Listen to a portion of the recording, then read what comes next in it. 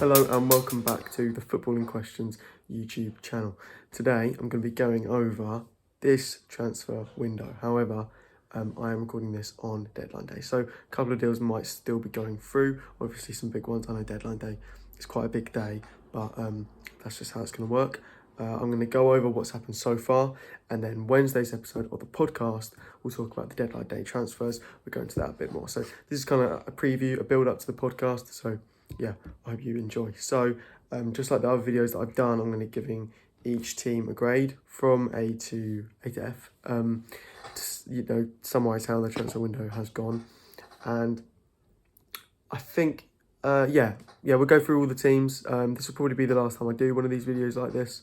I didn't finish the other transfer window because I've got other videos I want to do, other videos I want to make. But yeah, we're gonna finish off this kind of series with doing this transfer window, how that's gone. So 2022 January, how it's gone for all the Premier League clubs. Starting with Arsenal, I mean, so far it's an F, really, isn't it? They haven't signed anyone. We need a striker desperately. We were linked with Halovic for ages. We're linked with Alexander Isak today, Dominic Calvert-Lewin. And then we let go quite a few players that, looking back right now, we kind of need, like Ainsley Maitland-Niles, we need really badly right now with our midfield crisis. In an ideal situation, if we had the squad depth, I would have let these players go because they deserve to get experience somewhere else. But they could have got experience here because we've got no one. So, yeah, I think an F. It just hasn't gone well at all. And it could be really turned around today, but I don't see that happening, to be honest. Now on to Aston Villa. They just keep on putting out quality transfer windows, don't they, really? They have signed Philippe Coutinho from Barcelona on loan, Lucas Digne from Everton for 25 million, Callum Chambers from Arsenal, Kerr Smith from Dundee United, and Robin Olsen from Roma. Robin Olsen, he was the one who used to play for Everton, I think, the goalkeeper. Now, that's such good signings. Obviously, the standouts, Coutinho and Digne. Digne, proven Premier League left back for years now. One of the best. He's not as good as Robertson, but he's arguably second, third best in the league. He's quality. That's a really good signing. Coutinho, he's worked with Gerrard before. They've got a good relationship. He's obviously had a brilliant career in the Premier League before. Whether he can do that again is another question, but what a signing for Aston Villa, though. Philippe Coutinho. I think I'm just going to give him an A. Yeah, that's the first A I've won any of these videos. But yeah, it's such a good signing. They sold El Ghazi. No, they got rid of some deadwood. They didn't sell anyone. They put everyone that went out on loan, it looks like here. But El Ghazi went to Everton. Makes a bit of room in their squad. Quite nice from there. Brentford. Now, this hasn't updated here because it hasn't said they've signed Eriksen, but they have. And that is such a good signing. They had a good summer window as well. Now, I'm not, I don't know too much about Brentford's players, but they have signed Jonas Lossell from FC Midtjylland. Now, I think, I love FC Midtjylland, if it's the FC Midtjylland that I'm referring to. It might not be. It isn't. Wait, what is it? No, it's not. Yeah, wrong team. I don't know who this guy is, but he might be good. But they've signed Eriksen, which is amazing for them. Their biggest signing ever in the club's history. I mean, they're doing really well in the league. They don't need, loads and loads of players. Give them a B. To be honest, Christian Eriksen, brilliant. Whether he can play well again after his horrific tragedy in the summer is another question. But, yeah, well done to them. Now, Brighton, their only signing was Kacper Kozlowski from Pogoń Szczecin for 8 million. I don't know who he is. Really have no idea about anything. I don't even know what he looks like. But they've gotten rid of a couple of players. Locadia has gone, finally, bit of deadwood there. Aaron Connolly out on loan. I think he needs some game time. They're doing really well in the league this year. I'm just going to give them... I think they've passed this. I'm going to give them a C because, they got some signings in. They got rid of some deadwood. So yeah. Burnley... they have just signed Vestergaard, I've just found out, for really cheap as well. And he's a decent striker in the Bundesliga. So that is terrific. They sold Chris Wood. So they've replaced Chris Wood with Vestergaard. Vestergaard is younger, so you could argue the case he's better. And Vestergaard was playing at a top level for Wolfsburg, actually. If I'm not mistaken. Bundesliga table. Hang on, Wolfsburg aren't doing as well. No, Wolfsburg, no, they're having an awful season. Last year they didn't, but this season they're only nearly relegated, so about the same standard as Burnley. But yeah, sorry, Burnley fans. I think Vestergaard's a good signing. I don't know if they've done enough though to stay up. I think that's what passes this window for them. I think they need to bring in some quality players, and I know it's hard for them with their financial situation. I know they've got new owners and so on, but yeah, I don't think it passes. I think it's a D, to be honest, Burnley. On to Chelsea now. We need to speed things up. We're going to run out of time. They've signed no one, and they wanted to win the league this year. That's not going to happen now, is it? So that's a D for me. Actually, maybe an F for Chelsea. Yeah, F for Chelsea. As I've recorded this, they're probably going to sign where's Mendembele?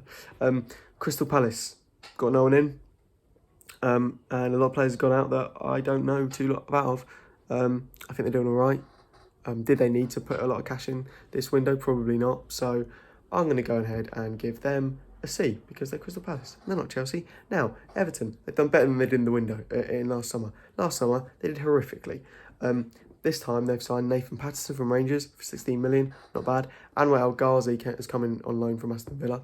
Bit dead. And Vitaly Mikalenko, he's had a couple of games for them. He's awful. We talked about him on the podcast, actually. He's one of the worst signings so far.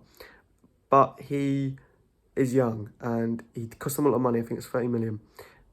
So he has a lot of potential. Now, I think they need more than this, though. So it's not a pass for me. It's a D+, because they've tried. And they haven't got a lot of cash at the moment trying to build a new stadium. But they did get rid of Luca Dean as well. So it's not great for them. Not great. Leeds have brought in Mateo Joseph Fernandez from Espanyol for an undisclosed fee, according to Sky Sports. They've gotten rid of a couple of players that I don't think anyone knows too much about. I might be mistaken. Anyway, so yeah, I can't really say much about this, to be honest, which is poor because what's the point in this video if I can't really say much? Leeds, I think that they're wanting to do better, definitely in 15th at the moment, 15th, 22 points. So they haven't passed for me. They need to bring in some decent players. I don't know a lot about this guy, but I will give them from looking at who's come in, who's come out. That's all I can do. I'll give them a D-. Leicester now. So, in, no one, out, Jacob Wakeling and Filip Benkovic. That is poor. Not a lot of business has actually happened in this January. Not a lot ever is, but you expect at least one or two signings from each club. I don't know if that's because it's off the back of COVID. They're trying to save money for the summer. Maybe they're just like, what, the season's done. Let's not invest any further. Wait for the summer. Wait till people are more available. But yeah, Leicester are 10th. So it's not as bad as what everyone's made out, but they're not in the same position as they were last season. So I definitely think they needed some reinforcement. If they lose Tielemans today, that's the shocker for them. But so far, it's going to be a D for me. I don't think they passed. Now, Liverpool brought in Luis Diaz for 50 million. Not a bad signing, to be fair. It's the kind of signing we see a lot from Liverpool now, and the kind of window we see a lot from Liverpool now. They don't bring in a lot of players, but when they do, they pay the right amount of money, or they pay enough money. They don't mind how much they spend, as long as it's not extravagant. And it's usually a player that they've analysed and he's going to do really well. Diego Jota, brilliant. Van Dijk, Alisson, all those players over the past. Naby Keita, not really. But, usually it's turned out really well for them. It's a lot of money, 50 million, for a player from the Portuguese league. But he's been playing really well for Porto over the last few years, I know. He's got a couple of seasons on FIFA. So 50 million is a lot, but, they brought someone in. He's going to add strength to their attack.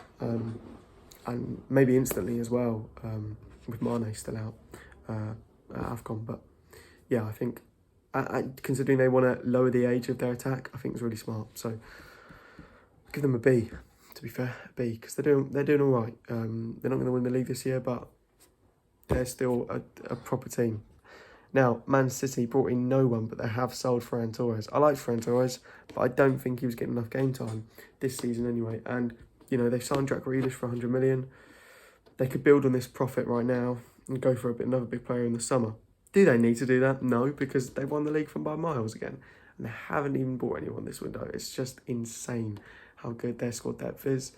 I'm going to give them a C because they've passed, because they're going to win the league. They haven't done anything special this window, but yeah, C. Now, Manchester United have brought in none, and that's what Sky Sports says. They brought in no one. They've gotten rid of Amad Diallo on loan to Rangers. That's decent. Give him some game time because, you know, there's not a lot in from now. Martial has left. He's gone to Sevilla on loan. Axel Tuanzebe is at Napoli now on loan. So, yeah, departures, they've gone well for them. All these players need to get out, need to get some game time. They're either not happy or they're young and they need someone to be right now. But they've brought in no one. And I think that, you know, and Donny van der Beek is probably going to go out the window today to Everton. So, they brought in no one. They needed a midfielder. They really did. Whether Ralf Rangnick can turn things around this season, you know, you don't know. But they're currently 4th. So, it's actually working out really well for them at the moment.